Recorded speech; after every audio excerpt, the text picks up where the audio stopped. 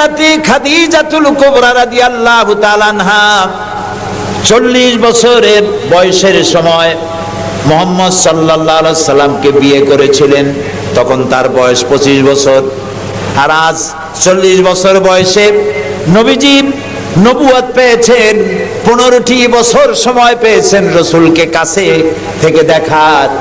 হযরতে খাদিজা যখনই দ্বীনের দাওয়াত পেলেন, অদেখা আল্লাহকে বিশ্বাস করতে হবে, মুহাম্মদ সাল্লাল্লাহু আলাইহি সাল্লামের নবুয়ত মানতে হবে, এই প্রশ্ন যখন সামনে এলো, হযরতে খাদিজা কোনো প্রশ্ন তোলেন নাই, এক মুহূর্ত দেরিও করেন নাই, সঙ্গে সঙ্গে পড়ে নিয়েছেন লা ইলাহা ইল্লাল্লাহু মুহাম্মাদুর রাসূলুল্লাহ।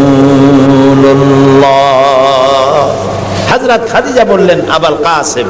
তিনি মুহাম্মদ সাল্লাল্লাহু আলাইহি সাল্লামকে আবুল কাসেম বলে ডাকতেন, হে কাসেমের পিতা, হে কাসেমের পিতা। আমি ঈমান আনলাম আল্লাহর উপরে যারে কোনোদিন দেখি নাই, আমি ঈমান আনলাম আপনার প্রতি, সেই আল্লাহর আপনি প্রেরিত রাসূল, নবী হিসেবে মেনে নিলাম। কারণ বিগত 15টি বছর আপনার সাথে থেকে আপনার মধ্যে যে আচরণ দেখেছি, এই আচরণ কোন সাধারণ মানুষের হতে পারে না। আপনি অবশ্যই আল্লাহর নবী, আমার কোনো সন্দেহ নাই।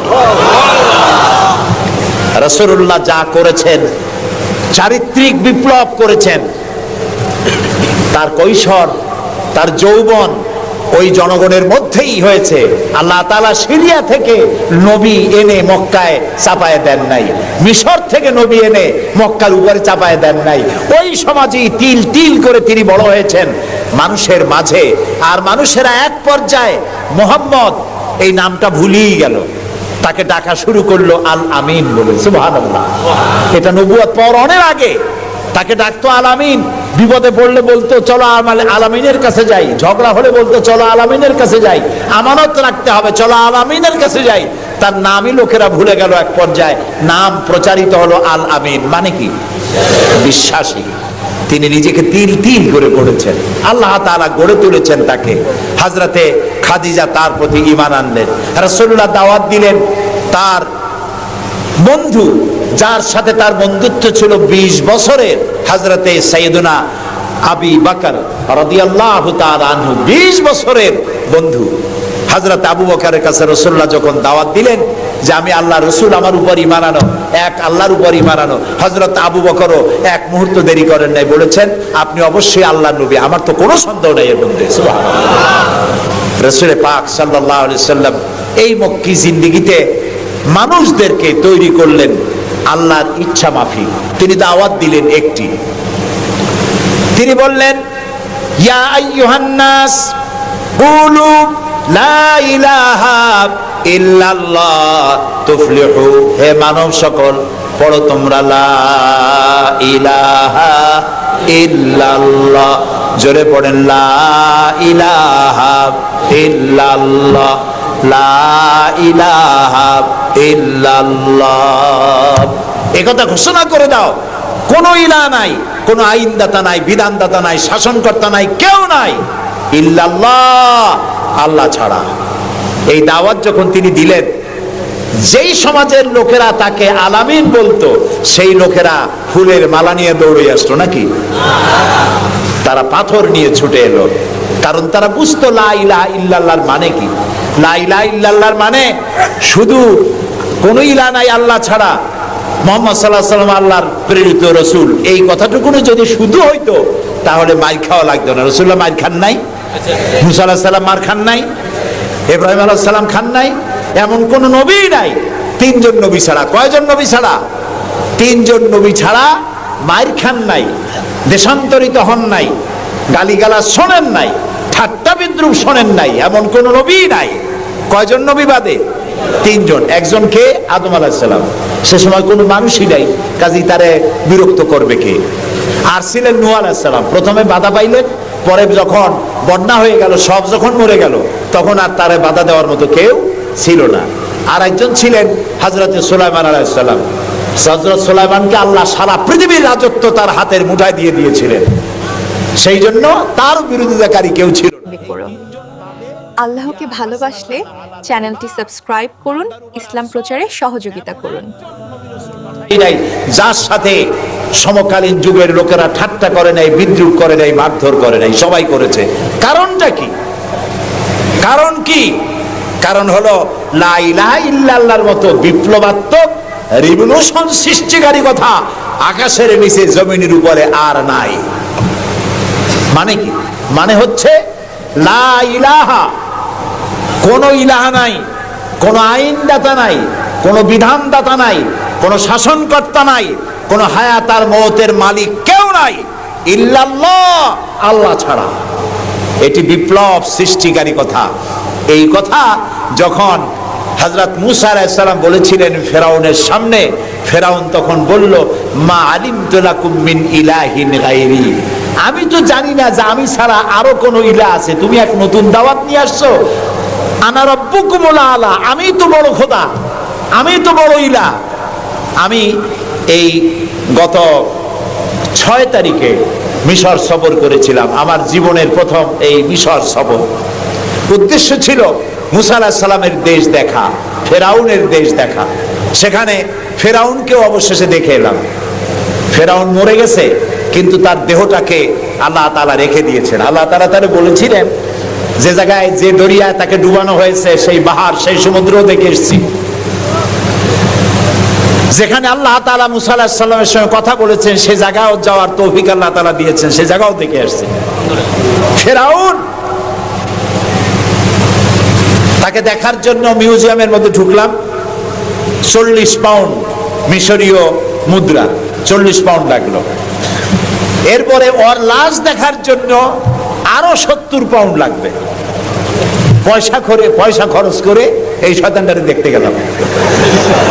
কারণ আল্লাহ তাআলা বলেছেন, কুল সিরু ফিল আরদ ফানজুরু কাইফা কানা আকিবাতুল মুকাদ্দিবিন, ঘুরে বেড়াও, আমার পৃথিবী ভ্রমণ করো। আল্লাহ তাআলা বলছেন, আমার পৃথিবী ভ্রমণ করো আর দেখো মহাসত্যের অস্বীকারীদের আমি কি পরিণতি করেছি, দেখে আসো। সুবহানাল্লাহ।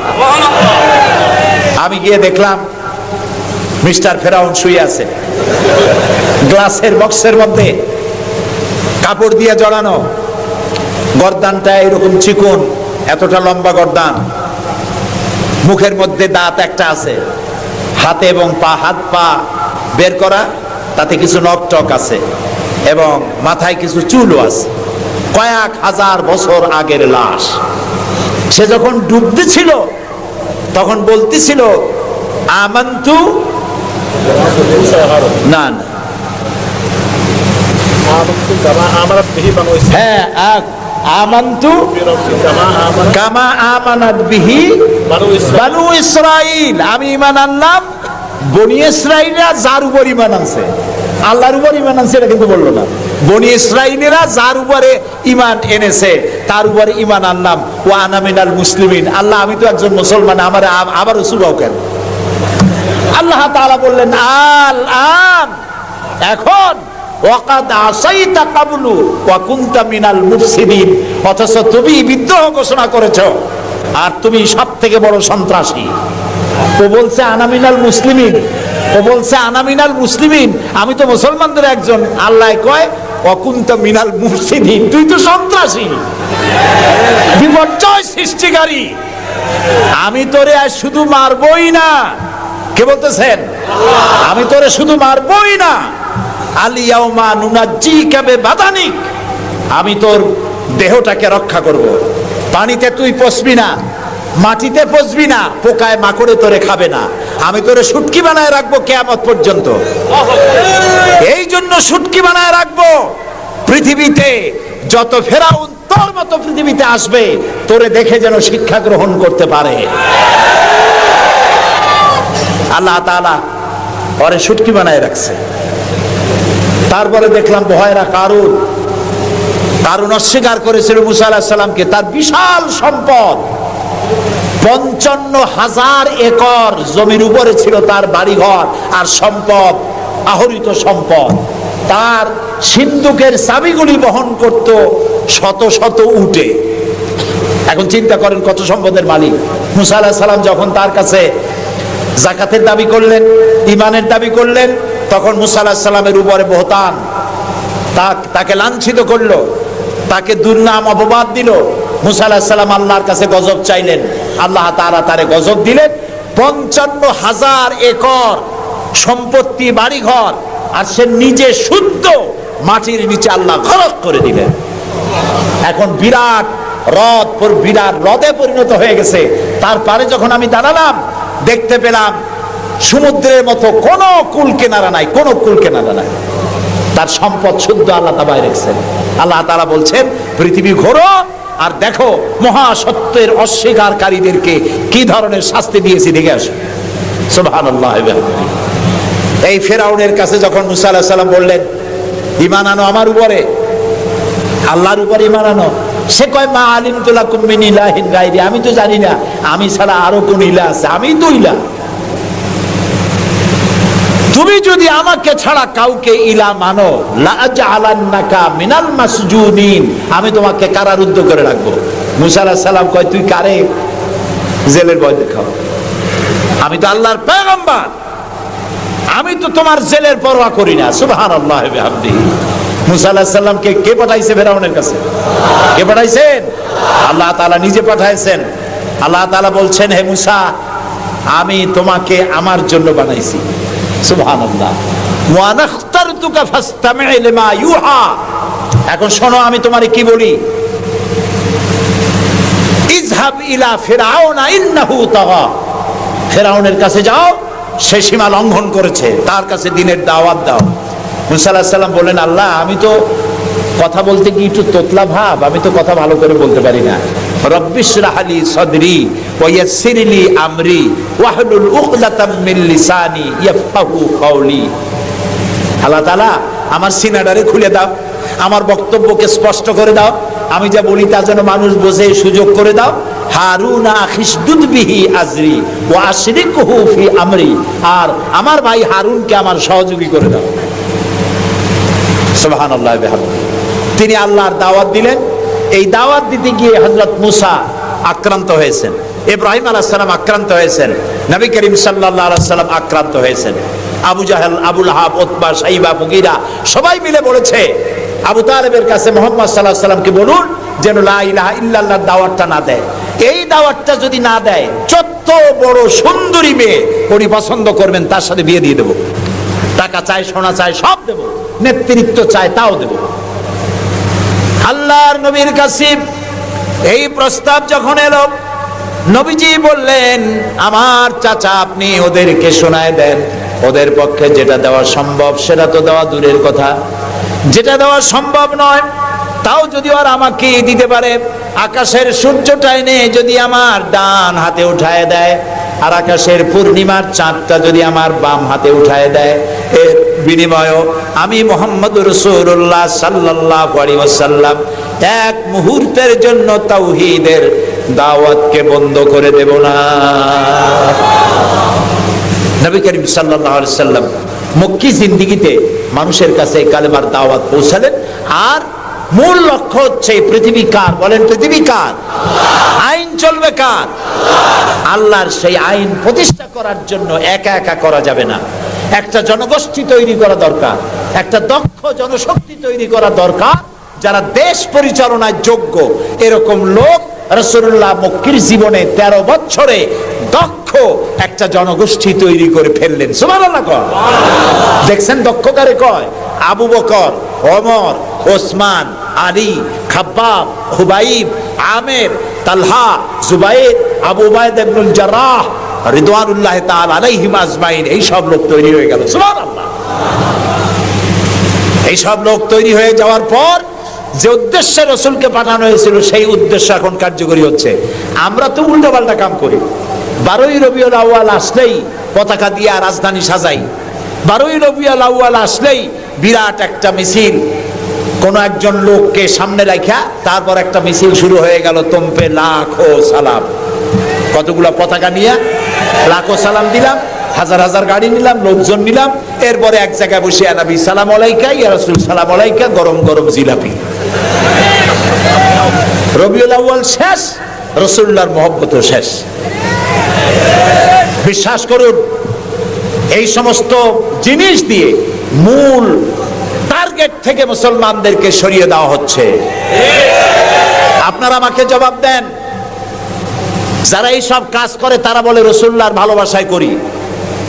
আপনি কি পারবেন রাসূলুল্লাহর লাখো সাহাবীদের মধ্যে একজন সাহাবীও রাসূলুল্লাহকে যে ভালোবাসা দিয়েছেন, পৃথিবীর সব মুসলমান একত্রিত হয়ে অতটা ভালোবাসা কেউ কি দিতে পারবে? পারবে? এবার বলেন, সাহাবীরা এরকম কোন মিছিল করেছেন রাসূলুল্লাহর জন্মদিনে? তার জন্মদিবস পালন করেছেন? করেন নাই। যেটা হাদিসে নাই আমরা তা করতে পারি না। যে মিলাদ এখন পড়া হয়, যে সিস্টেমে পড়ানো হয়, একত্রিত হয়ে ইয়া নবী সালাম আলাইকা, রাসূল সালাম আলাইকা, সাহাবীরা এরকম করেন নাই, তাবিঈনরা করেন নাই, তাবিঈনরা করেন নাই। মিলাদের এই সিস্টেম চালু হয়েছে রাসূলের ইন্তেকালের অন্তত 600 বছর পর। ফাইনা তাযহাবুন, কোথায় চলছি আমরা? রাসূলের মূল অনুষ্ঠান ছেড়ে দিয়ে, মূল কাজ ছেড়ে দিয়ে ভিন্ন পথে প্রবাহিত হচ্ছি। আমাদেরকে বিভিন্ন শব্দের মার প্যাচে সিরাতুন নবী করব না মিলাদুন নবী করব, মিলাদ পড়বো তো দাঁড়ায় পড়বো না বসে পড়বো, এই সমস্ত চক্করের মধ্যে ফালাই দিয়া টার্গেটে যাওয়ার পথের থেকে আমাদেরকে বাধাগ্রস্ত করা হচ্ছে। প্রিয় ভাই সব, নবী করিম সাল্লাল্লাহু আলাইহি ওয়াসাল্লাম জনশক্তি তৈরি করে ফেললেন, একটা রাষ্ট্র চালাবার মতো লোক তৈরি হয়ে গেল। আপনি যদি এই যে আর্মির ট্রেনিং হয়, শীতকালীন মহড়া হয়, আর্মির ট্রেনিং হয় কেন? এত পয়সা দিয়ে আর্মি টিকায় রাখা হয় কি জন্য? কি জন্য? দেশ রক্ষার জন্য। আমরা তো সবাই দেশপ্রেমী, আমরা দেশ রক্ষা করতে তো আমরাই পারি। আর্মিদেরকে এত পয়সা খরচ করে করানো হচ্ছে কেন? এই জন্য করানো হচ্ছে, যখন যুদ্ধ বাঁধবে তখন আপনি অস্ত্র চালাইতে পারবেন না, অস্ত্র চালাবার মতো যোগ্যতা সম্পন্ন লোক গভর্নমেন্ট তৈরি করে, প্রতিরক্ষা বাহিনী তৈরি করে, যাতে করে কোন দেশ আমার স্বাধীন ভূমির উপরে আঘাত করতে না পারে। সেই জন্য এখন এটাকে পরিচালনার জন্য ট্রেনিং দেওয়া হয়। মুসলমানদেরকে আল্লাহ তাআলা কোরআনের মাধ্যমে, ইসলামের মাধ্যমে, হাদিসের মাধ্যমে তাদেরকে ট্রেনিং দেওয়া হয়। জমিন আল্লাহর, আইন চলবে আল্লাহ। আইনের ইমপ্লিমেন্টের জন্য, সে আইন প্রয়োগ করার জন্য দক্ষ যোগ্য জনশক্তি প্রয়োজন। রাসূলুল্লাহ নিজের সোহবত দিয়ে ধন্য করেছেন সাহাবায়ে কেরামদেরকে, তাদেরকে তৈরি করতে সক্ষম হয়েছেন। 13 বছর চলে যাওয়ার পর আল্লাহ পাক তাকে হিজরত করার অর্ডার করলেন। এবার রাসূলুল্লাহ মদিনায় চলে আসলেন। মদিনায় এসে ইসলামী রাষ্ট্রের ঘোষণা দিলেন। সুবহানাল্লাহ বলেন। এবার রাসূলুল্লাহ প্রেসিডেন্ট, এবার রাসূলুল্লাহ কি? প্রেসিডেন্ট, রাষ্ট্রপতি। আর তার সংবিধান হলো কোরআন। সংবিধান কি? কোরআন। কোরআনের আইন চালু করে দিলেন। তিনি রাষ্ট্রপ্রধান হলেন। সমাজ থেকে চুরি, ডাকাতি, জিনা, ব্যভিচার, হত্যা, ধর্ষণ সব দূরীভূত হয়ে গেল। আজ মানুষ দরজা খুলে ঘুমাবার সুযোগ পেয়ে গেল। নবী করিম সাল্লাল্লাহু আলাইহি ওয়াসাল্লাম ঘোষণা করলেন, খায়রুল কুরুনি কারনি, সর্বশ্রেষ্ঠ যুগ হলো আমার যুগ। রাসূলের যুগ হলো শ্রেষ্ঠ যুগ। সমাজ থেকে চুরি ডাকাতি নির্মূল হয়ে গেল কোরআনের আইন চলার কারণে। যারা বিরোধিতা করছিল তারাও দেখলো যে মুহাম্মদ সাল্লাল্লাহু আলাইহি ওয়াসাল্লামের সাথে আমরা খামোখাই বিরোধিতা করেছি, উনি তো আমাদের বিরোধী লোক না, উনি তো আমাদের ধর্মের বিরুদ্ধে লোক না, উনি তো দেশে আইন দিয়েছেন এমন যে আইনের মাধ্যমে মানুষ তার নিজের ধর্ম পালন করতে পারে, চুরি করে না, ডাকাতি করে না, মানুষ খাবার পায়, পড়ার পায়, থাকার পায়, সবকিছুর গ্যারান্টি পেয়েছে। আল্লাহ তাআলা তখন একটি সূরা নাজিল করলেন। আল্লাহ তাআলা সূরা নাসর নাজিল করলেন, ইযা জাআ নাসরুল্লাহি ওয়াল ফাত ওয়া রাআইতান নাসা ইয়াদখুলুনা ফি দীনিল্লাহি আফওয়াজা। আল্লাহ তাআলা বলেন, যখন আল্লাহর পক্ষ থেকে বিজয় আসবে, আল্লাহর সাহায্য যখন আসবে, তখন দেখতে পাবে দলে দলে লোকেরা ইসলামে প্রবেশ করছে। রাসূলুল্লাহর ইন্তেকালের সময় দেখা গেল আশেপাশে যত গোত্রে ছিল, এলাকা ছিল, সব পড়ে ফেলেছে লা ইলাহা ইল্লাল্লাহু মুহাম্মাদুর রাসূলুল্লাহ। কাফের বলতে আর কেউ ছিল না। শান্তি পেল, নিরাপত্তা পেল। ইসলাম শান্তি এবং নিরাপত্তা। এই শান্তি এবং নিরাপত্তার পথে মানুষ যাতে আর না আসতে পারে, সেই জন্য আজকের পৃথিবীর বৃহৎ শক্তি লেগেছে ইসলামকে ধ্বংস করার জন্য। আজ আমাদেরকে বলা হচ্ছে সন্ত্রাসী। মুসলমানদেরকে বলা হচ্ছে সন্ত্রাসী আর মৌলবাদ। আপনারা বলেন বাংলাদেশের মতো এত শান্তি আর কোথায় আছে বলেন? এই যে পয়লা বৈশাখ গেল, পয়লা বৈশাখী আনন্দ উদযাপন করার জন্য ঢাকা শহরে যা মানুষ নামলো, ইতিহাসে নাকি এত মানুষ কোনোদিন নামে নাই। পেটে বাচ্চা, কোলে বাচ্চা, ঘাড়ে বাচ্চা, এগুলো নিয়ে রাত 12টা 1টা পর্যন্ত রাস্তায় রাস্তায় হিন্দু মুসলমান দৌড়দৌড়ি করেছে। কোনো অশান্তি ছিল? এই প্রথমবারের মতো বাংলাদেশে গত 30 বছরের মধ্যে গত রমজানে রোজার পূজা একসাথে আসলো, ঠিক না? হিন্দুরা তাদের দুর্গা পূজা করতে পারছে? বলেন না পারছে কিনা? মুসলমানেরা রোজাও রাখতে পারছে, ওরা পূজাও করতে পেরেছে, ঠিক না ভাই? এবার বলেন, এই ফেনীতে আপনারা দুর্গা পূজার সময় কয়টা মূর্তির মাথা ভাঙছেন বলেন? ভাঙছেন? মন্দির ভেঙেছেন? কোন হিন্দু পিটাইয়া ভারতে পাঠায় দিয়েছেন? বাংলাদেশে সাম্প্রদায়িক সম্প্রীতি সব থেকে বেশি ভালো, আলহামদুলিল্লাহ। কিন্তু আমাদের দেশের চিহ্নিত একটি মহল দেশে বিদেশে অনবরত বাংলাদেশের বিরুদ্ধে বলে বেড়াচ্ছে এখানে সাম্প্রদায়িক সম্প্রীতি নাই, এখানে নাকি হিন্দুরা নিরাপত্তা বোধ করছে না, এখানে নাকি সন্ত্রাসের জ্বালা মানুষ অস্থির, আর সন্ত্রাস সব নাকি তৈরি হয় মাদ্রাসায়। এরা মাদ্রাসা বিরোধী, মাদ্রাসা ওদের সহ্য হয় না। প্রিয় ভাই সব, এটাই জন্য আমাদেরকে যে কথার থেকে এই পর্যন্ত এসেছি, আমাদের বলা হচ্ছে সন্ত্রাসী মৌলবাদী। বাংলাদেশে সন্ত্রাসী এটি একটি গল্প, আন্তর্জাতিক সন্ত্রাসের সাথে বাংলাদেশের কোনো সম্পর্ক নাই, আলহামদুলিল্লাহ। আমরা আমেরিকাকে বলতে চাই, অভিশপ্ত ইহুদিরা প্রত্যেক দিন প্যালেস্টাইনি মুসলমানদেরকে হত্যা করছে, এটা কি সন্ত্রাসী তৎপরতা নয়? ইহুদিরা প্রতিদিন তাদের বুলডোজার দিয়ে ফিলিস্তিনের মুসলমানদের বাড়ি ঘর বুলডোজার দিয়ে মাটির সাথে গুড়িয়ে দিচ্ছে, এটা কি সন্ত্রাসী তৎপরতা নয়? সেই অভিশপ্ত ইহুদি জাতির প্রধানমন্ত্রী শ্যারন, তারে বুশ বলছেন তিনি নাকি শান্তির পায়রা। তা আমি বলেছি, শ্যারন যদি হয় শান্তির পায়রা, তাহলে পৃথিবীতে অশান্তির শকুনের নাম কি?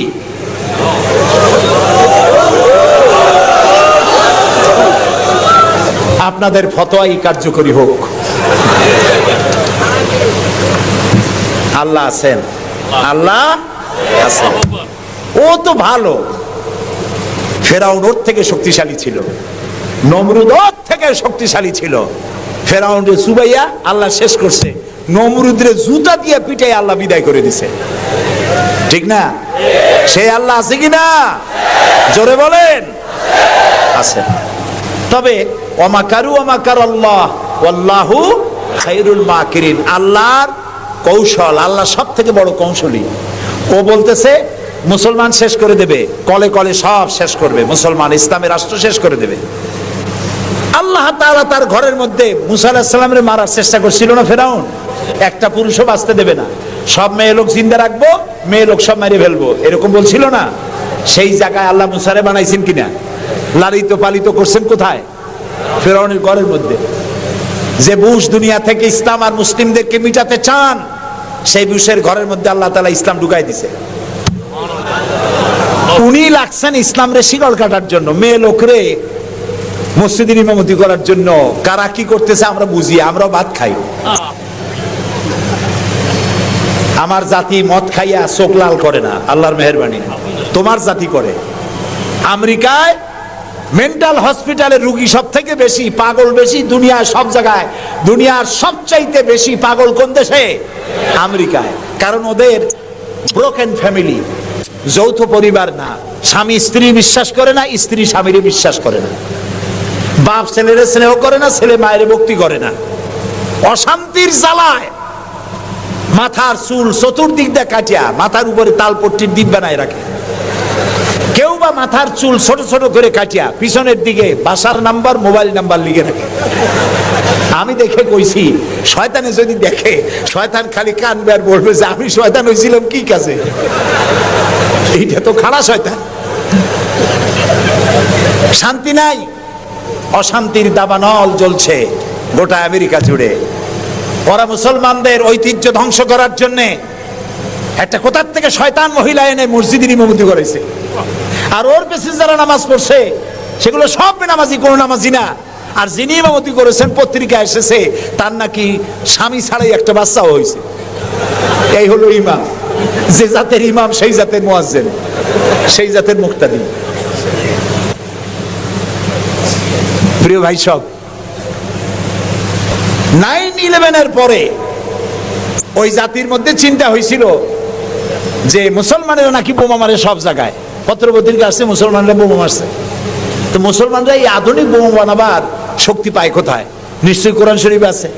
এই কোরআন শরীফ পড়া শুরু করলো।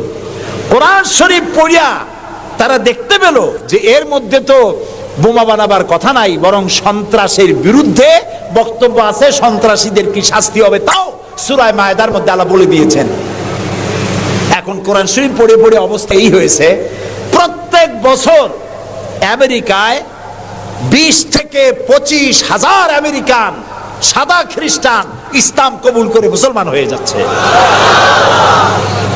ঠেকাইতে পারবে না ইসলামকে। ইসলাম হলো সূর্যের মতো, এদিক দিয়ে ডুবে দেখা যায় পশ্চিম দিক দিয়ে ডুবে গেছে, আর বুঝি উঠবে না। সকালবেলা দেখে পূব দিক দিয়ে কি হয়েছে, উদিত হয়ে গেছে, আবার ওদিকে ডুবলো, এদিক দিয়ে উঠলো। ইসলামও এইরকম। মনে হয় ইরাকে ইসলাম শেষ, আফগানে শেষ হয়ে গেল, আল্লাহ তাআলা আবার ফিলিস্তিন দিয়ে উঠায় দেবে, বাংলাদেশ দিয়ে উঠায় দেবে, কাশ্মীর থেকে উঠায় দেবে। ইসলাম রে নিবাইতে পারবে না। ইউরিদুনা লিইউতফিউ নূরাল্লাহি বিআফওয়াহিহিম আল্লাহু মুতিম্মু নূরিহি। মুখের ফু দিয়ে ইসলামকে নিবানো যাবে না। এটা কার? ইসলাম কার? আল্লাহ তাআলা। সেই জন্য আমরা চাই ইসলামকে মানুষকে বুঝায়া, মানুষকে আস্তে আস্তে ইসলামের দিকে নিয়ে আসা। আল্লাহ তাআলা আমাদেরকে সেই তৌফিক দান করুন, আমরা বলি আমিন। আমার জন্য যদি কোনো বুলেট এর উপরে আমার নাম লেখা থাকে, পৃথিবীর সমস্ত মানুষ আমাকে পাহারা দিয়ে সেই বুলেট থেকে আমাকে রক্ষা করতে পারবে না। আর যদি কোনো বুলেটে আমার নাম লেখা না থাকে, সারা পৃথিবীর সমস্ত মানুষ বৃষ্টির মতো গুলি বর্ষণ করলেও একটি গুলিও আমাকে বিদ্ধ করতে পারবে না। এটার নাম হলো ঈমান। এটার নাম কি? এই ঈমান পেলাম কোথায়? কোথায় পেলাম? কোরআন শরীফে। কোথায় পেয়েছে? আল্লাহ রাব্বুল আলামিন বলেন, ওয়ামা হুম বিদাররিনা বিহি মিন আহাদিন ইল্লা বিইজনিল্লাহ। একথা সুস্পষ্ট, আল্লাহর অনুমতি ব্যতিরেকে বান্দার কোনো ক্ষতি সাধন কেউ করতে পারে না। জোরে বলেন সুবহানাল্লাহ। কেউ কারো কোনো ক্ষতি করতে পারবে না। যেটা ক্ষতি যদি কিছু থাকে কিসমতে, ওটা তো মুকদ্দার ছিল, তকদির ছিল, সেটাই হবে, এর বাইরে কিছুই হবে না। সুতরাং মুমিন ব্যক্তি সে সাহসী হবে, সে কখনো চিন্তা করবে না মৃত্যুর ভয়ের। উদ্দেশ্য হাসিলের জন্য হয় শরীরের পতন, না হয় মন্ত্রের সাধন। ডু অর ডাই, সে আল্লাহর জন্য তার জীবন দিতে প্রস্তুত থাকবে। কারণ আল্লাহ রাব্বুল আলামিন বলেছেন, ইন্নাল্লাহা আশতারা মিনাল মুমিনিনা আনফুসাহুম ওয়া আমওয়ালাহুম বিআন্না লাহুমুল জান্নাহ। আল্লাহ পাক বলেন, আমি আমার মুমিনের জান আর মালকে আমি খরিদ করে নিয়েছি, বিনিময়ে আমার বান্দাকে আমার জান্নাত দান করে দিয়েছি। জোরে কোন সুবহানাল্লাহ।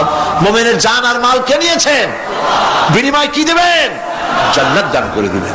এটা হলো মুমিনদের আল্লাহর প্রতি ঈমান আনার জন্য 3 নম্বরের কোয়ালিটি। 4th নম্বরে আল্লাহর উপর ঈমান আনলে 4 নম্বরের যে ফায়দাটা, সে ফায়দা হচ্ছে আশাবাদ এবং মানসিক প্রশান্তি। আল্লাহর প্রতি একটা নির্ভরতা এবং আশার সৃষ্টি হয়ে যায়। সে কখনো নিরাশ হয় না। কারণ একটা মানুষ পাপ করলো, চুরি করেছে, ডাকাতি করেছে, জেনা করেছে, হত্যা করেছে, শয়তানি করেছে, বদমাশি করেছে, সব করেছে। এখন শয়তান তাকে ওয়াসওয়াসা দিতে পারে। সেই জন্য আল্লাহ রাব্বুল আলামিন বলেছেন, লা তাকনাতু মির রাহমাতিল্লাহ। বান্দারে, আমার রহমত থেকে নিরাশ হয়ে যেও না। আল্লাহর রহমত। বান্দা, তোমার গুনাহ কতটুকু? তোমার গুনাহ যদি হয় পাহাড় সমান, আমার রহমত আকাশ সমান, তোমার গুনাহ যদি হয়ে যায় আকাশ সমান, তাহলে আমার রহমত তো আমার আরশে আজিমকে ছাড়াই গেছে। সুবহানাল্লাহ, সুবহানাল্লাহ বলুন। সুতরাং মুমিন বান্দার এই আশা থাকে। গুনাহ মানুষে করেই, গুনাহ করা স্বাভাবিক। আল্লাহ পাক বলেছেন যে ব্যক্তি গুনাহ করে আর এরপরে আমার কাছে মাফ চায়, আমি তাকে ক্ষমা করে দেই, মাফ করে দিই। সুবহানাল্লাহ। সুতরাং ইমানদার লোকদের আশা হয়, দুরারোগ্য ব্যাধি তাকে ধরেছে, সে হতাশ হবে না, মরে যাওয়ার জন্য প্রতীক্ষায় সে সময় গুনবে না, বরং তার মনের মধ্যে আশার সঞ্চার হবে, আমার রোগ আল্লাহ ভালো করে দিতে পারেন না? আমাদের জাতির পিতা কি নাম কি? হযরত ইব্রাহিম আলাইহিস সালাম। কোরআন শরীফের ভিতরে তার কথা আল্লাহ পাক কোট করে দিয়েছেন। আমাদের জাতির পিতা হযরত ইব্রাহিম আলাইহিস সালাম বলেছেন, আল্লাযী খালাকানি ফাহুয়া ইয়াহদিন। আল্লাহ তিনি আমাকে সৃষ্টি করেছেন, তিনি আমাকে রাস্তা দেখান।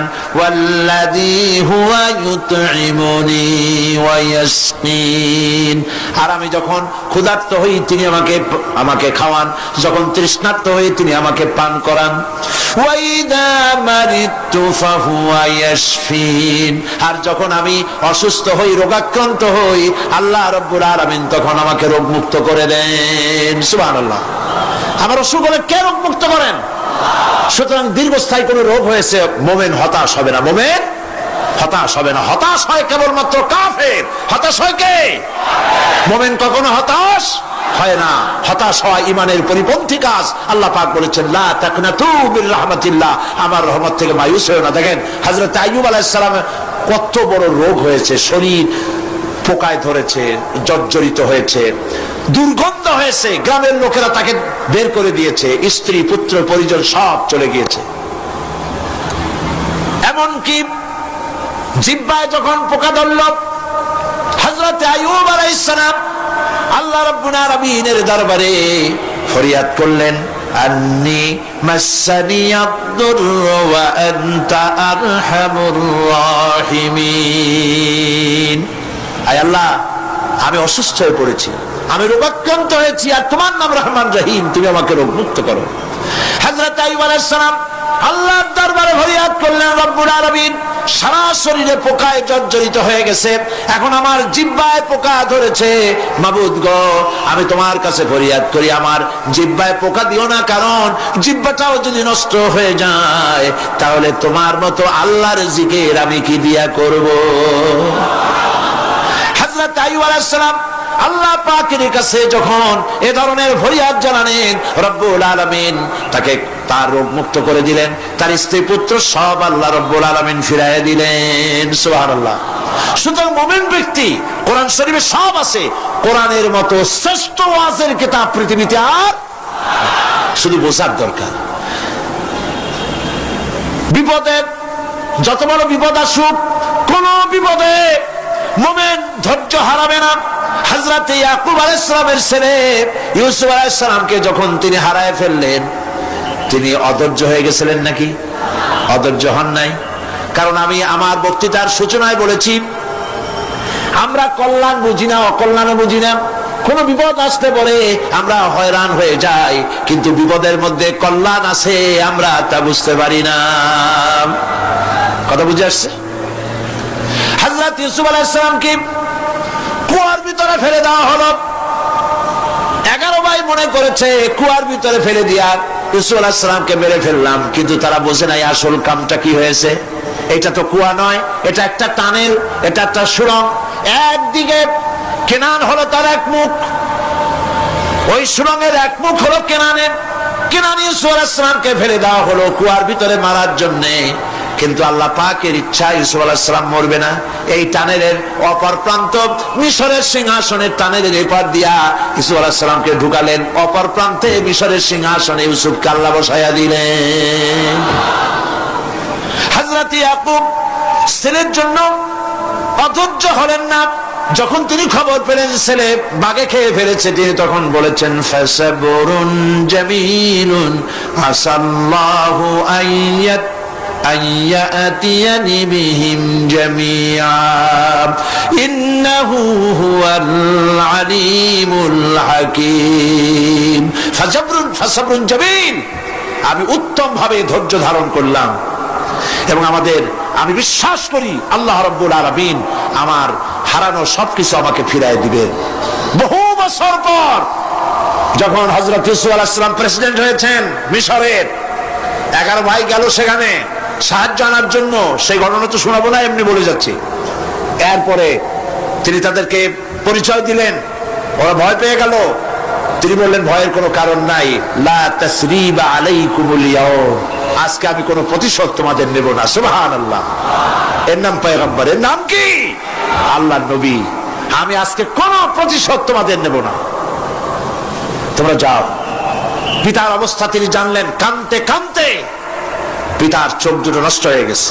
ইয়াকুব আলাইহিস সালাম, হযরত ইউসুফ আলাইহিস সালাম বললেন যাও। নিজের জামাটা খুললেন, গায়ের জামা খুলে বললেন ভাইরা আমার এই জামা নিয়ে যাও, আর আমার আব্বার চোখের উপরে এই জামাটা রেখে দিও। ছেলেরা যখন হযরত ইউসুফ আলাইহিস সালামের জামা নিয়ে মিশর থেকে রওনা করেছে, গল্প নয়, উপন্যাস নয়, আল্লাহ পাক এই কোরআন শরীফের সূরা ইউসুফে বলেছেন জামা নিয়ে মিশর থেকে রওনা করেছেন। কোথায় মিশর আর কোথায় কেনান?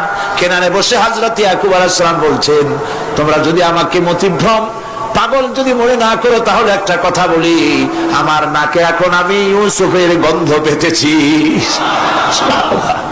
তোমরা যদি আমাকে মতিভ্রম না করো তাহলে আমি বলি আমি কিন্তু ইউসুফের গন্ধ পেতেছি। সুবহানাল্লাহ।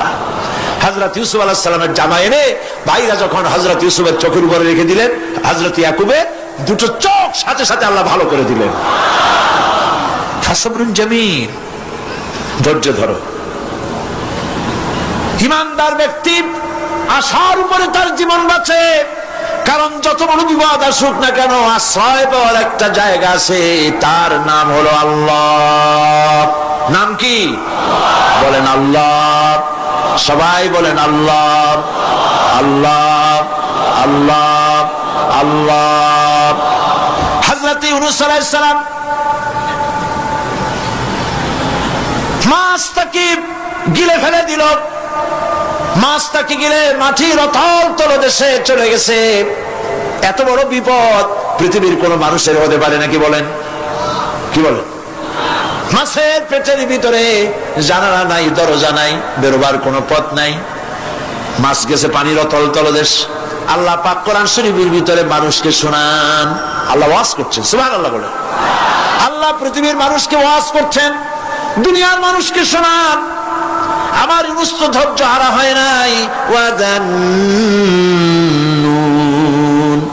ইয যাহাবা মুগাদিবান ফাযান্না আন লান নাকদিরা আলাইহি ফানাদা ফিয-যুলুমাতি আন লা ইলাহা ইল্লা আনতা সুবহানাকা ইন্নী কুনতু মিনাজ জালিমিন।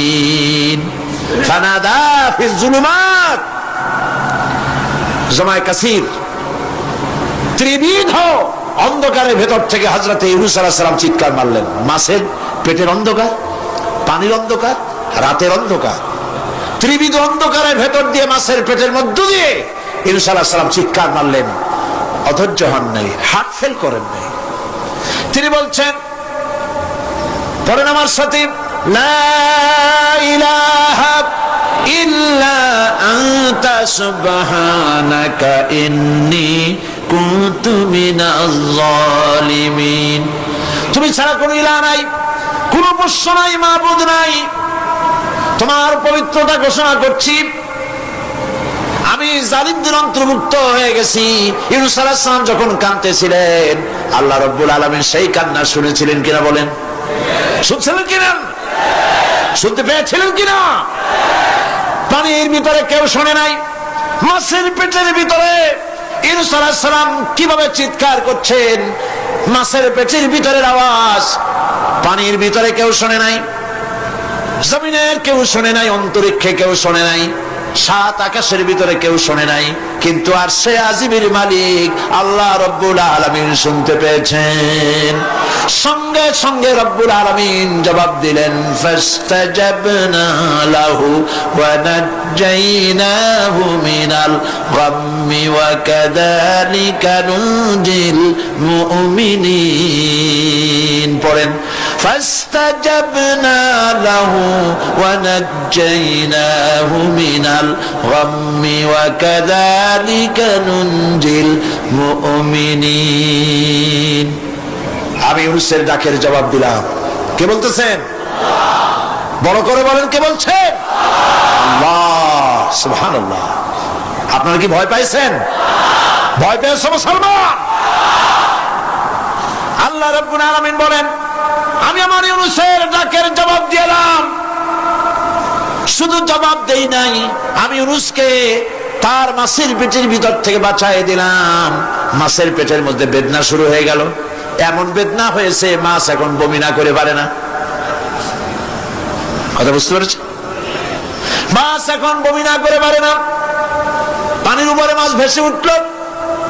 আল্লাহ কোরআন শরীফের ভিতরে বলছেন, মাছ সাতরায়া কিনারায় চলে গেল, ইউনূস আলাইহিস সালামকে বমি করে ফেলে দিল। ইউনূস আলাইহিস সালাম বেঁচে গেলেন। আল্লাহ পাক বলেন, শুধু ইউনূসকে বাঁচাইলাম না, বরং আমি সকলের জন্য আশার বাণী শোনাই। শোনো মুমিনেরা, ওয়া কাযালিকা নুনজিল মুমিনিন। মুমিন বান্দা যারা, যত বড় বিপদ আসুক আমারে ডাকো, আমি বিপদ দিয়ে বাঁচাই দেব। সুবহানাল্লাহ। বিপদ থেকে আমি বাঁচাই দেব। আল্লাহ পাক বলেছেন, ফাইন্না মাআল উসরি ইউসরান, ইন্না মাআল উসরি ইউসরা। জেনে রাখো, দুঃখ এবং কষ্টের পরে রয়েছে সুযোগ সুবিধা, আর অসচ্ছলতার সাথে রয়েছে উদার সচ্ছলতা। যত বড় বিপদ আসছে, এই বিপদের পরে আল্লাহ পাক তার গোলামদের উপরে রহমত নাজিল করবেন ইনশাআল্লাহ। সুতরাং ইমানদার লোকেরা, তাদেরকে আল্লাহ পাক বলছেন, কোনো ভয় নাই, কোনো চিন্তা নাই, যত বড় বিপদে পড়ো আমারে ডাকো, আমি ডাকের সাড়া দিয়ে দেব। সবাই আল্লাহরে ডাকেন। সুবহানাল্লাহ ওয়ালহামদুলিল্লাহ লা ইলাহা ইল্লাল্লাহ। জোরে পড়েন, সুবহানাল্লাহ ওয়ালহামদুলিল্লাহ লা ইলাহা ইল্লাল্লাহ। সুবহানাল্লাহ ওয়ালহামদুলিল্লাহ লা ইলাহা ইল্লাল্লাহ।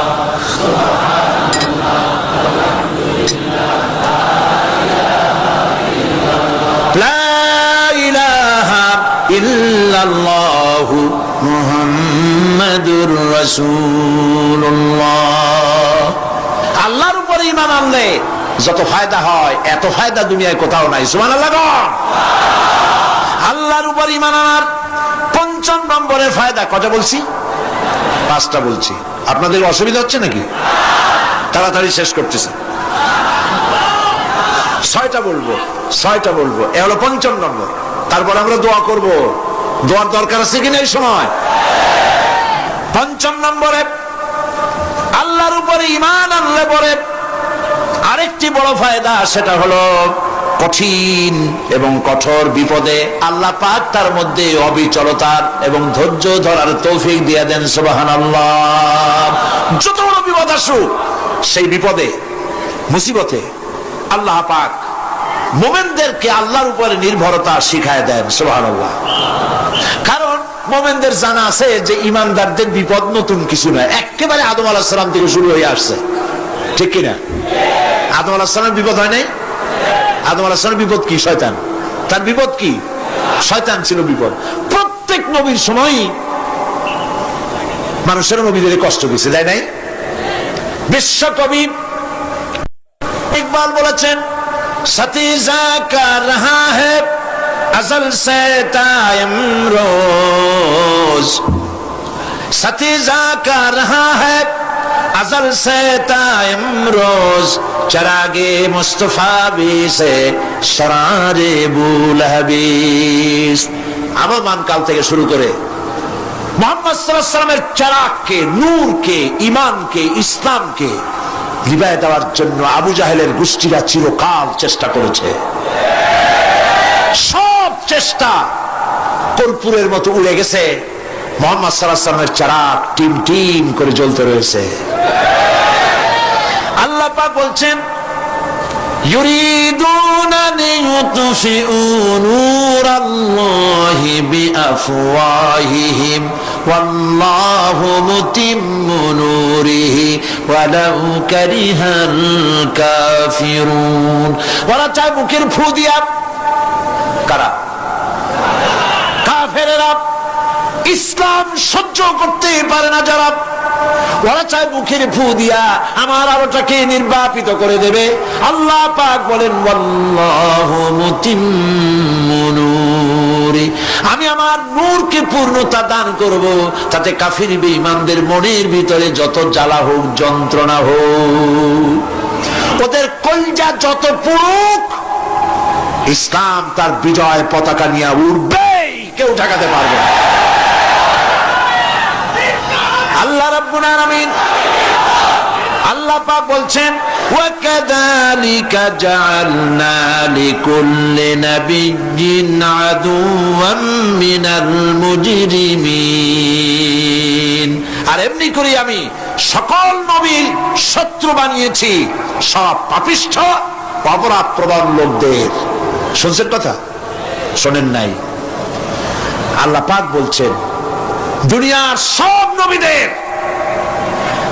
তাদের জন্য আমি শত্রু বানাইছি কাদেরকে? যারা সবথেকে বেশি পাপিষ্ঠ অপরাধ প্রবণ।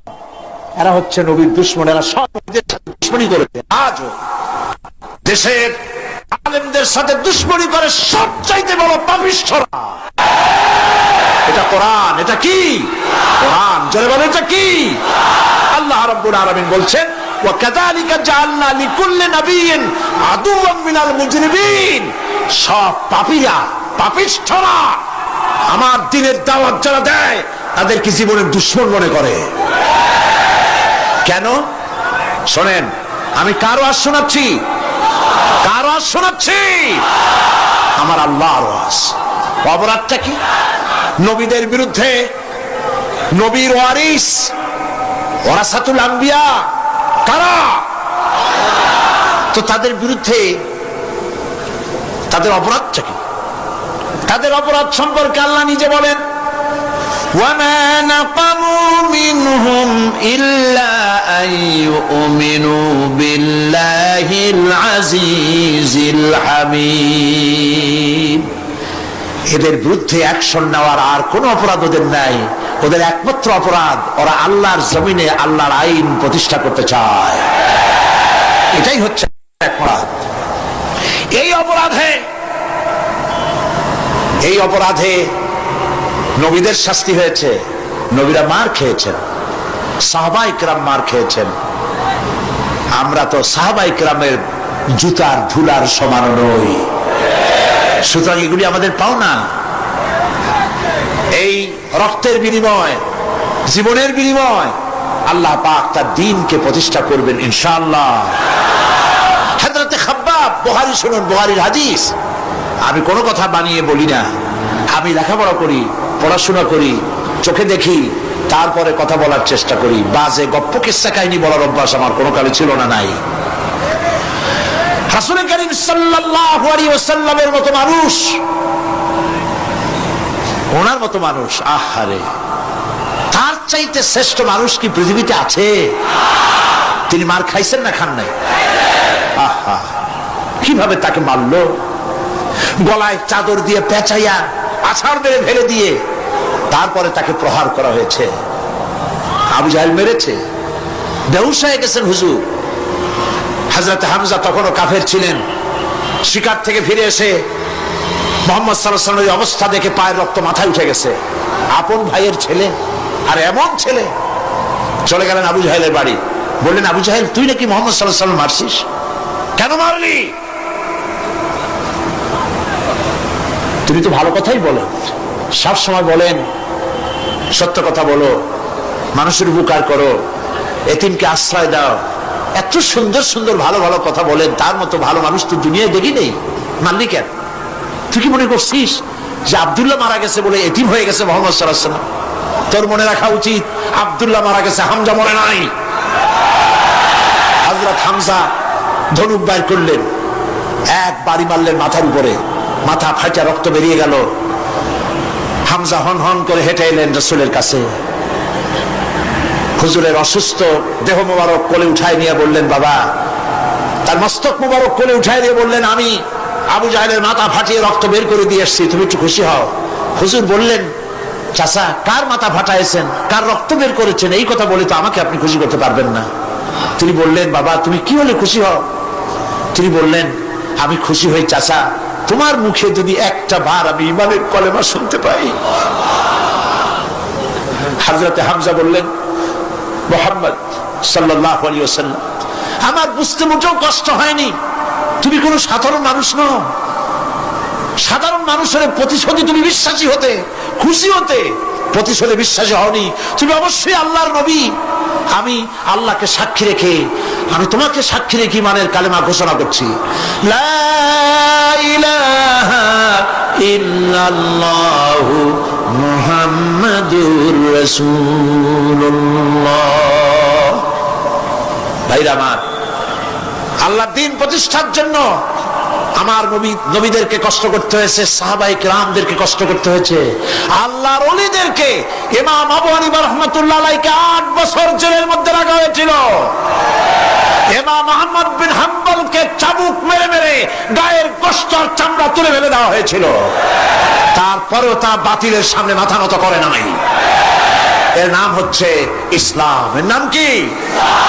বুখারীর হাদিস, হযরত খাব্বাব বিন আরিত রাদিয়াল্লাহু তাআলা আনহু, বুখারীতে হাদিসটা ভাবে এসেছে, ওয়ান খাব্বাব বিন আরিত রাদিয়াল্লাহু তাআলা আনহু আন্নাহু قال قال شكونا الى رسول الله صلى الله عليه وسلم وهو متوسد بردة له في ظل الكعبة। তিনি বললেন, আমরা রাসূলের কাছে গেলাম, যাই দেখি রাসূল করিম সাল্লাল্লাহু আলাইহি ওয়াসাল্লাম কাবা শরীফের ছায়ায় আরাম ফরমাচ্ছেন। আমরা কাছে গিয়ে বললাম, আলা তাস্তানসিরু লানা আলা তাদউ লানা ইয়া রাসূলুল্লাহ, হে রাসূল, আপনি কি আমাদের জন্য দোয়া করবেন না? আমরা তো মার খেতে খেতে শেষ হয়ে গেলাম। আমাদের খাব্বাবকে, খুবাইবকে, আম্মারকে, সুমাইয়াকে মেরে শেষ করে দিল।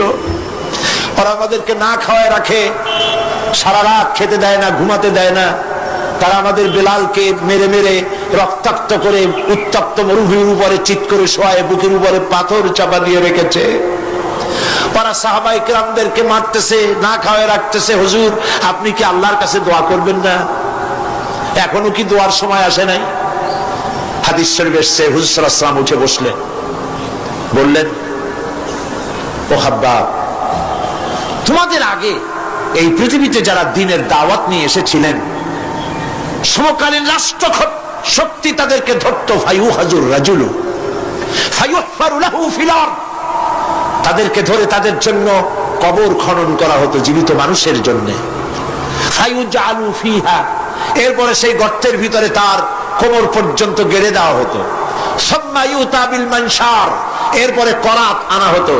ফায়ুদাউ আলা রাসিহি, এরপরে সেই করাত তার মাথার উপরে রাখা হতো। ফায়ুজআলু বিসাইদ, করাত দিয়া ঘষে ঘষে চিরে চিরে জীবিত মানুষকে দ্বিখণ্ডিত করে ফেলে দেওয়া হতো। মা ইয়াসুদ্দুহু যালিকা আন দীনিহি, এত কষ্ট দেওয়ার পরও আল্লাহর গোলামদেরকে এক চুল জায়গা দিন থেকে সরায় দেওয়া যায় নাই। ওয়াল্লাহি ওয়াল্লাহি, ও খাব্বাব, আমি আল্লাহর নামে কসম করি, লাইউতাম্মান্নাল্লাহু হাযাল আমরা হাত্তা ইয়াসিরুর রাকিবু মিন সানআ ইলা হাদরামাউত। আমি আমার আল্লাহর নামে কসম করি। কে কসম করছেন? সুবহানাল্লাহ বলবেন না? রাসূলুল্লাহ কসম করছেন, আমি কসম করি আল্লাহর, সেদিন বেশি দূরে নয়, যেদিন ইয়েমেনের রাজধানী সানা থেকে শুরু করে হাজরামাউত পর্যন্ত হাজার হাজার মাইল সওদাগরেরা তাদের পণ্য নিয়ে, মহিলারা তাদের সৌন্দর্যের পসরা নিয়ে একাকিনী অথবা দলবদ্ধভাবে যাতায়াত করবে মরুভূমির উপর দিয়ে। লা ইয়াখাফু ইল্লাল্লাহ, আল্লাহ ছাড়া তাদের অন্তঃকরণে কোনো ভয় থাকবে না। ওয়ালাকিন্নাকুম তাস্তাজিলুন, তোমরা বড্ড তাড়াহুড়ো করছো, অপেক্ষা করো, সেরকম সময় আসবে। রাসূল করিম সাল্লাল্লাহু আলাইহি সাল্লাম সেরকমের সময় দিতে পেরেছিলেন নাকি পারেন নাই? পেরেছিলেন কিনা? সেজন্য রক্ত দিতে হয়েছে, সেজন্য মার খেতে হয়েছে, সেজন্য জেলে যেতে হয়েছে। রাসূল করিম সাল্লাল্লাহু আলাইহি সাল্লামকে, জেল তো নতুন কিছু নয়। ইউসুফ আলাইহিস সালাম জেলে থাকেন নাই? জেলে থাকেন নাই? ঠিক আছে, রাসূল করিম সাল্লাল্লাহু আলাইহি সাল্লাম জেলে ছিলেন না? সেই জেল এরকমের দেওয়ালে ঘেরা জেল নয়, পাহাড়ে ঘেরা, চতুর্দিক থেকে পাহাড়ে ঘেরা শিয়াবে আবি তালেব 3 বছর। কতদিন? টানা 3 বছর।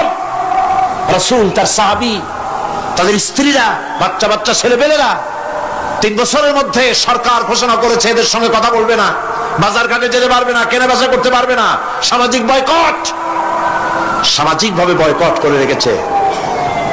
সাথে যা ছিল খাবারগুলি শেষ হয়ে গেছে, তারপরে উট ছিল, ভেড়া ছিল, খাইয়ে শেষ হয়ে গেছে। এরপরে যখন কিছু নাই, উটের চামড়া ভিজাইয়া ভিজাইয়া, শুকনা চামড়া ভিজায় খেয়েছে। যুবকেরা ক্ষুধার যন্ত্রণায় বাবলা গাছের পাতাগুলি চাবায় খাইতে গিয়া কাটা ফুটে জিহ্বা থেকে রক্ত পড়েছে। বাচ্চা ছেলেপেলেগুলি মায়ের বুকে দুধ পায় নাই, না পায়া বাচ্চারা চিৎকার করে উঠেছে। এই চিৎকার, ক্ষুধার জ্বালার এই চিৎকারের আওয়াজ শুনে কাফেরেরা চতুর্দিকে অট্ট হাসিতে ফেটে পড়েছে। সুতরাং জেল জুলুম মুসলমানদের জন্য, আলেমদের জন্য, পীর বুজুর্গদের জন্য নতুন কিছু নয়।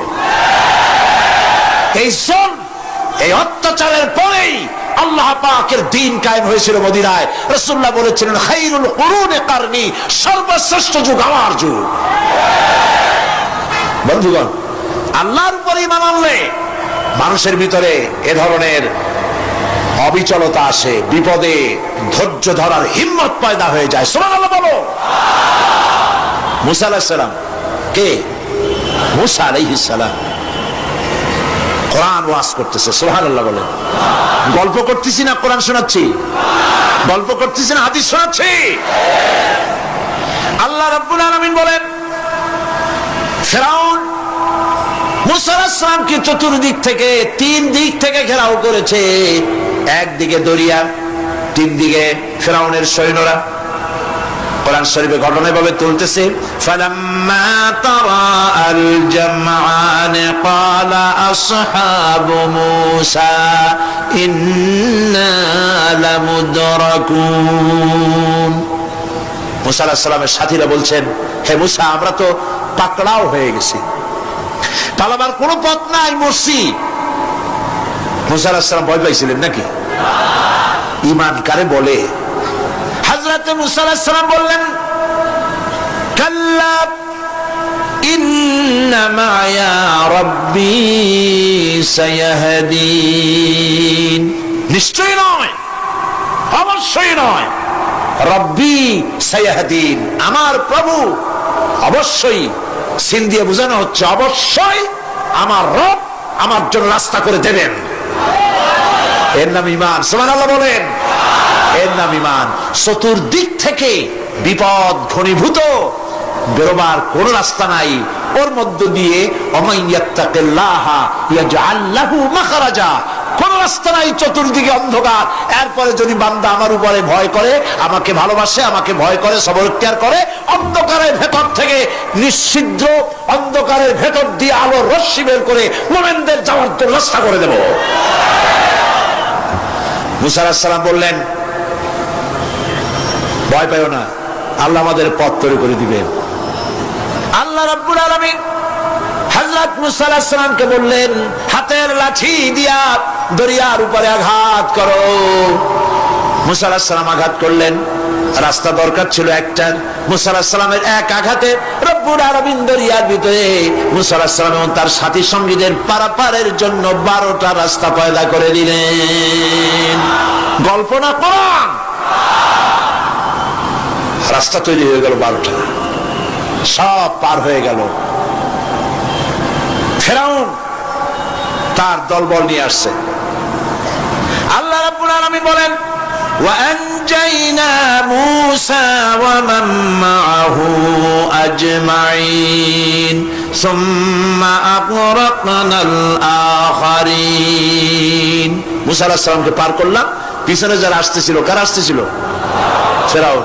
ফিরআউন আসছে, তার দলবল নিয়ে আসে, রাস্তা দেখিয়া মনে করছে ওর বাজানের তৈরি করে রাস্তা, দলবল নিয়ে নামছে, দরিয়ার মাঝখানে এলো, আল্লাহ পাক অর্ডার করলেন কুল, ব্যাস রাস্তা বন্ধ হয়ে গেল। রাস্তা কি হয়ে গেল? শুরু হয়ে গেল চুবনি। পানির ভিতরে চুবনি খাচ্ছে, নিচে যায়, উপরে ওঠে, পানি খাইতে খাইতে পেট পোটকা মাছের মতো এরকম মোটা হয়ে গেছে, ডুবে ডুবে সব মরছে। এখন ফেরাউন একা, কেউ নাই, ফেরাউন একা। ফেরাউন পানির ভিতরে চুবনি খেতে খেতে তুমানের ভিতর থেকে নাক একটু জাগায় আর বলে আমান্তু